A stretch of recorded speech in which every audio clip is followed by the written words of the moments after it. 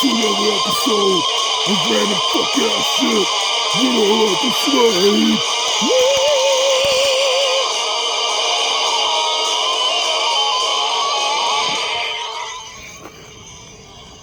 How's it going, guys? Another episode of random fuck ass shit with old Uncle Slade.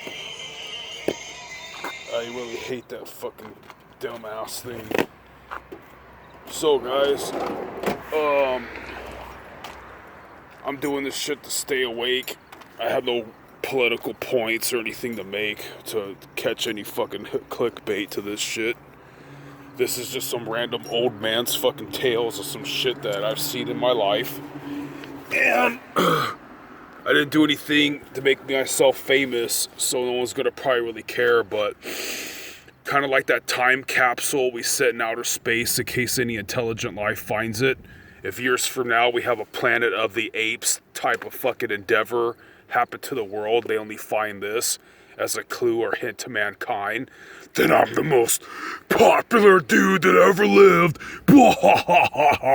Me and Jesus, right? So,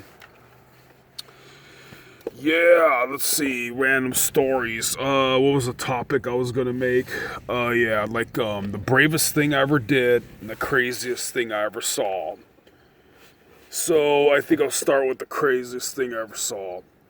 Craziest thing I ever saw was really a fucking orb that I made a video about, and I believe it was the spirit of my mother saying goodbye and stuff. But since we're all naturalists nowadays and boring, mundane fucking atheists, okay, about atheism. Look, I understand the religious dogmas and shit that have catalyzed your guys' indignancies and doubts and naturalistic point of views on everything. But I know this one atheist dude, right? And it'll be like 1 a.m., 10 p.m. on a Saturday night. And it's all like, image of brain follicles transpiring when you have thoughts.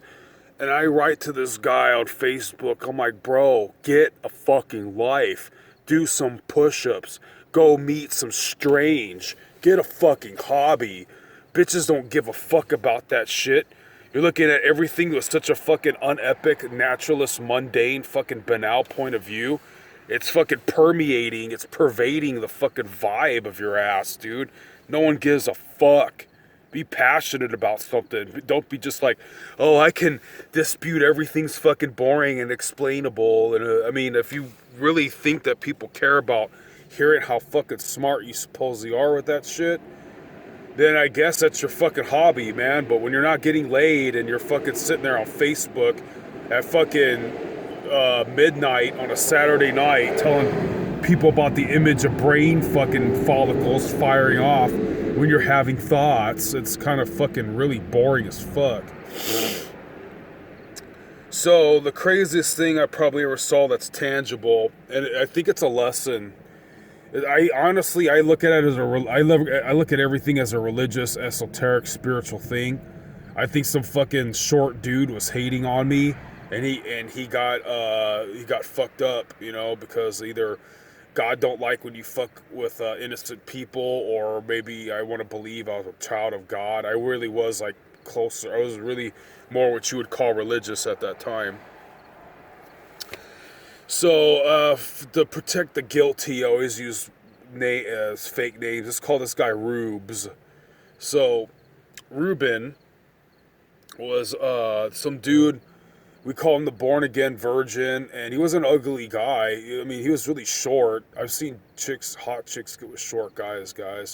This whole thing I'm seeing on the internet about how chicks select mates. They only like tall guys. Maybe that's a white girl thing. I've seen some hot-ass novella-looking bitches with motherfucking Thimpty Doo-Ah, Daily fucking Keebler Elf motherfuckers. Poppy Chulo, the Keebler Elf motherfucks, dude. I really seen that shit. Fucking Juan Gutierrez, the fucking dwarf. So, I guess now I'm hating, right? I'm enamorado con latinas. Porque mi stupido, because I'm fucking stupid. Yeah, so Rubes is the born again virgin. He would get really drunk and start rapping to himself and being really negative and self condescending and fucking all this other shit. That's cool, whatever. I remember one day I'm drunk as fuck and we're having like a headbutt war. Like clanging each other's domes into each other's domes, which sounds really sexual. We're headbutting each other. Me and my friends are a fucking pack of hyena wolves. And fucking, I remember I'm drunk as fuck, and this guy just stops. He's headbutting me, headbutting me, headbutting me. I kind of like timed it. I reeled back and headbutted him back. Oh, he went and sat down. Then, one night, we're all causing a ruckus. This guy breaks a window. This guy throws his 40 ounce of alcohol at me. Like, howbeit, I had time to watch this fucker, like in a, what's that called? A rainbow shot or hook shot? Like in rainbow. I don't even know if it's a term. Like when you're fucking hook shot, like in basketball. And I'm watching this thing in slow motion. I'm like, wow, that's going to hit me in the head or thorax. And I move. Bah! It just breaks all over the floor where I was. Because he's like a little dude, and because his life sucks, and I pity him. I didn't do anything about it. I mean, I guess that's wrong, but I was like, dude, life's kicked this guy's ass enough. So back then, I had a nice car, right? I mean, for lack of a better word,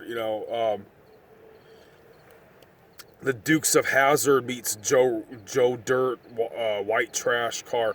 I don't know if that's a dirty word, white trash, because I envy fucking white trash, dude. Like, I had a couple fucking married in family members, and I always loved how they were so rustic and blue collar. Fuck, I'm a scrub, man. I dissed myself. So, I really hope I'm not fucking fanning racist flames out there.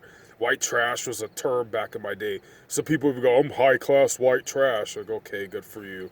Anyway, rock and roll. Don't do country, guys. Country will make you fat and get you a fat woman. Girls want exciting dudes, and I'm sick and tired of these country guys mandating the rest of us güeros. Because for some reason, in the Hispanic cultura, I'm a güero, and then to white people, I'm fucking some mongrel. But all I know is chicks want wild, robust dudes. Nobody's listening to country, so please quit. The only thing I like colored is my TV. Like, but you don't like other white people that look like surfers or rockers. I mean, come on. White people have not been cool since heavy metal, and you guys are mandating the rest of us güeros to like get a job or fall in line or be respected in your community. We have to be like 1950s motherfuckers, like, gee golly, Mr. Wilson, that's swell. Like, yeah, nobody, please quit trying to neuter your kids. Let them listen to heavy metal. So I had a nice car. Ruben and this dude, for lack of a better name, let's call him Dens. And, they're saying some depressive shit in the background, like how they have no dads or some shit. And I don't fucking get that. I know Dens had a stepdad. I think Rubes lives with his real dad. What the fuck that means? Dens is stupid. He's just adding to the flames of fucking Rubes' fucking negativities. And I'm like, man, I'm not trying to hear that shit right now. I'm actually doing good in life. We stop at this Denny's. It's like probably 3 in the morning, 2 in the morning to go get coffee or whatever. Of course, I'm doing the driving because my fucking fake-ass friends, right? So, I go to Denny's and I'm bullshitting, getting coffee. I come back out and there's this hole underneath the fence that goes to this freeway. I look at my vehicle. I'm like, oh, man, Rubes and Dens ain't there. And I look at the freeway and there's these two bums crying. Like, one's fucking, like, wailing. The other one's crying. And I go, whoa, those two bums look like Rubes and Dens. I look up the street. I look up the fucking freeway. That would be going east. And the sky, like Jesus is coming back. It's daylight. It's like daylight there. It's like daylight in a part of the sky. And I go, wait, hold on. That's not daylight. That's some truck on fire. Wait, those two bums are Rubes and Dens. Oh, and I run back in the Denny's. I'm like, hey guys, call 911. They're like, what's wrong? I don't fucking really know. Just please call the cops. There's something going on out there. They refuse to tell me. They're like, no. I'm like, this shit's on fire. Fucking, there's Armageddon. There's Jesus coming back. There's bums crying. Just please call the cops. And they're like, no, we're not gonna call shit until you explain. I'm like, look, I don't know why these two fuckers out there are crying their ass off. There's a fucking goddamn fucking a truck on fire up the street, and I don't know what the fuck is going on. Can you please call that fucking emergency? You know, my fucking friend's probably dying, and these motherfuckers don't want to take my word on it. Finally, they called the authorities that must have already been called. So, what's the next scene in my brain? Okay, so everybody, since I'm with fake ass fucking people, they're all like crawling under the fence to look at Rube's leg. And, there's like, you know, the freeway is like cut off and shit with emergency authorities, and the ambulance that picked them up was a black ambulance. It was weird. I'd never seen an ambulance look like that. I never seen emergency personnel blockade the freeway that was dressed in a uniform like that. And then I nicely asked the older man who's like conducting the freeway, I'm like, sir, are you allowed to tell me what happened? And from what I heard, this sounds really unbelievable. So Rubes is laying in the street, and I'm pretty sure Denz is like, yeah, let's go kill ourselves. Yeah. He like kind of really talked like that. And so, I'm going to go lay in the street right there. I bet that's Rubes, right? Yeah, man, let's do it. So I'm sure they laid down to commit suicide, and Denz backed out because everything's just a stupid game with his immature ass. He jumps out of the way, and I heard a motorcyclist ran over Rube's leg. He went head over heels and broke his own leg. Wow, 12 minutes into this shit. He went head over heels, broke his own leg. His motorcycle skidded underneath a helium truck and caught that shit on fire. And 5 miles to the west, I don't know if it was related. It had to be. A motorcyclist ran into the back of a truck and he died. Did Rubes get sued? No. Did he get some kind of disability? Yeah. Did he follow up on it and kept signing the papers to get that money? No, he lost it. And oh man, let me tell you how his leg looked. I was nice enough to just look at it from afar. A horror movie couldn't done that justice, man. My brain remembers like the way he was laying. A normal person's like foot would be straight up like to 12 to 6 o'clock, maybe 1 to 7 o'clock. So he's laying straight up and moaning and wailing like fuck when they took him in that stretcher, right? So it's like his shin bone looked like a fucking shard of like a fucking skinny toothpick talon fucking thing. And his like muscles has exploded, and there was like barely the skin attached to his limp ankle that would have been laying from like fucking 9 to 3 o'clock. Whereas like a normal person, even dead asleep, that thing wouldn't have been sideways like that, adjacent to how your knee position is. Yeah, a horror movie couldn't do it justice. Yeah, so that's probably the craziest thing I tangibly seen in real life. And as for the most bravest thing I ever did, wow, that's a long story. Fucking, I hope the video fits in the YouTube. I could tell you the backdrop of the story, you'd laugh your fucking ass off, what people do for money. I was basically living in the most nefarious fucking shop that no 6-year-old should be living in. My parents going through a divorce, my dad working at this place. And through my dad, I had a cousin. We kind of play and shit, right? So it was like in downtown San Bernardino. It was really fucking, so anyway, we're walking and we run into like a sleeping bum that jumps up and chases us. I've always been a fast fucking runner, guys. We beat this bum running to a fucking like, I don't know, a 4 or 5 foot wall that even at 6 years old, 6 or 7 years old, it was easy for me to jump.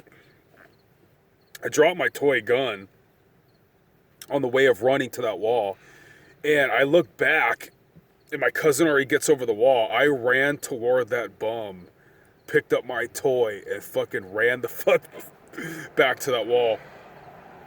Talk about the movie The Sandlot. I stole whole base, man. I'm pretty fucking certain hindsight's 2020, and I should have been on the track team, and I probably would have been one of the fastest light skinned sprinters alive. I've gotten like my hops and shit so badass that like uh yeah, man, it's crazy. Hey, you guys, God bless.